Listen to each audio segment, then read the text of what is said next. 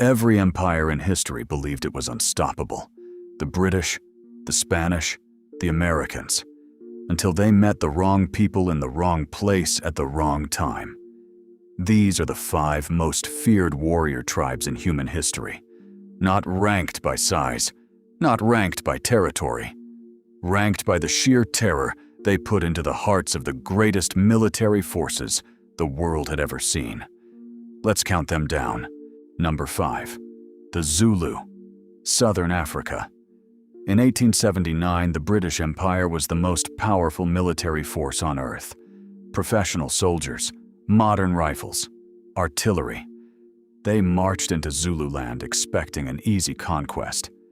At the Battle of Isandlwana, 20,000 Zulu warriors armed mostly with spears surrounded and annihilated a British column of 1,800 men. In a single afternoon.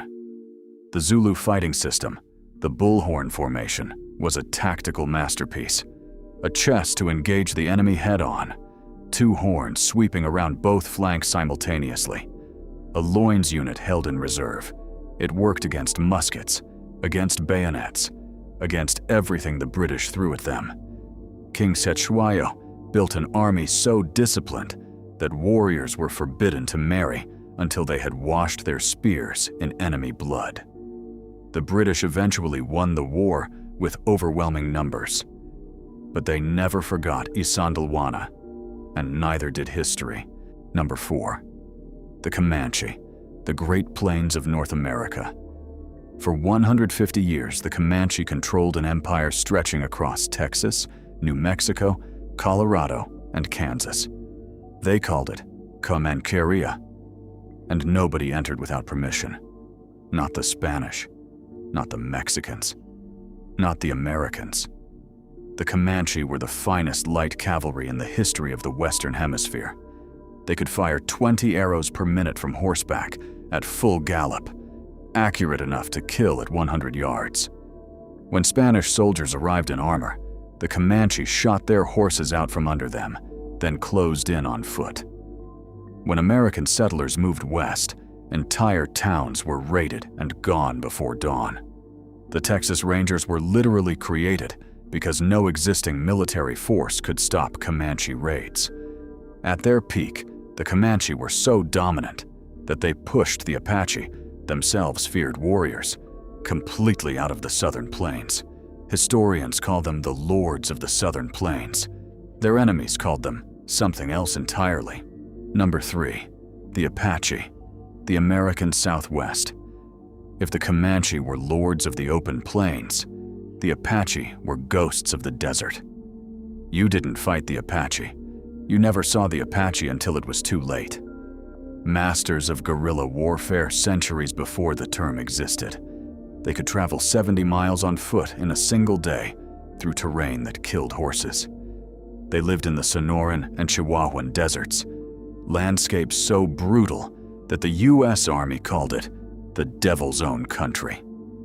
The Apache used that landscape as a weapon. They would disappear into canyons and mountains and emerge miles away before their pursuers had moved 100 yards.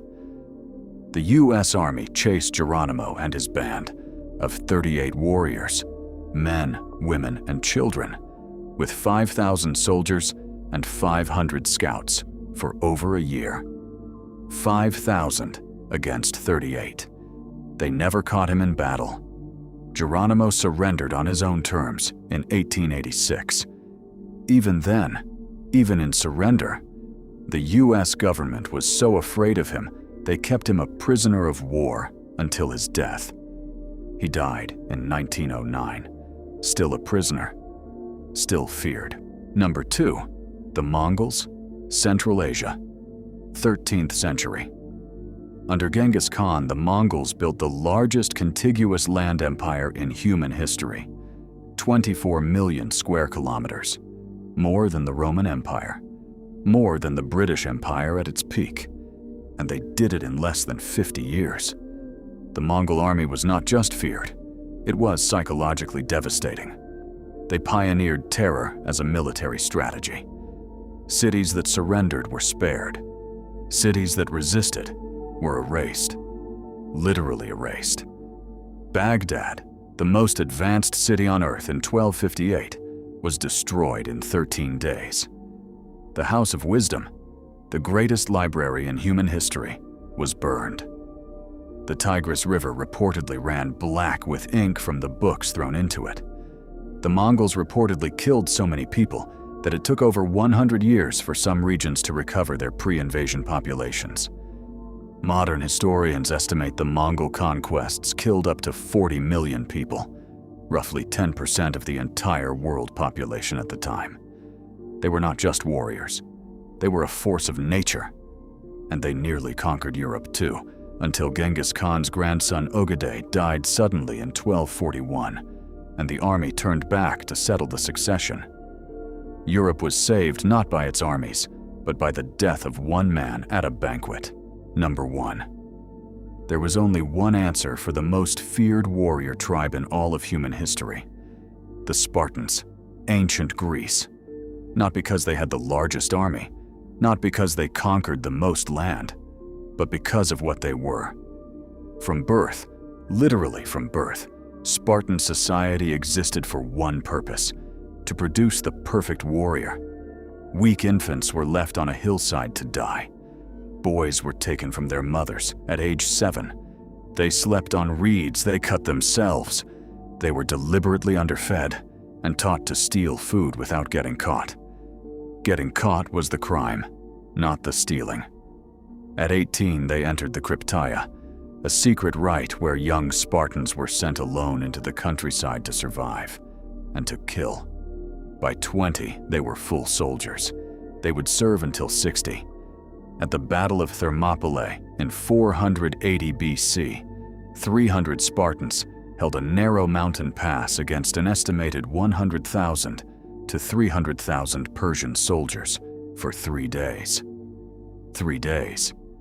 They didn't hold it because they had better weapons. They held it because they had been trained since birth to do one thing above all others: hold the line. When the Persian king Xerxes sent a messenger demanding the Spartans lay down their weapons, Spartan King Leonidas sent back 2 words: "Come and take them." The Spartans died at Thermopylae, but their stand gave Greece time to organize.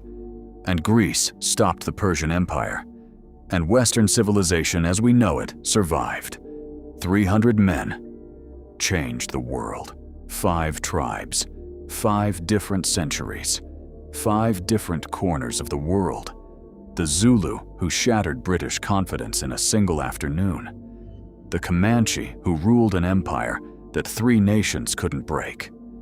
The Apache, who made the most powerful army in the world chase 38 people for a year. The Mongols, who reshaped entire civilizations and killed 10% of the world's population. And the Spartans, who held the line when every calculation said it was impossible. What made all 5 of them feared wasn't just violence, it was will. The absolute, unbreakable belief that they would not be moved. Every empire that faced them had more men, more weapons, more resources, but none of them had what these 5 had. And that made all the difference. If this video taught you something, hit like and subscribe.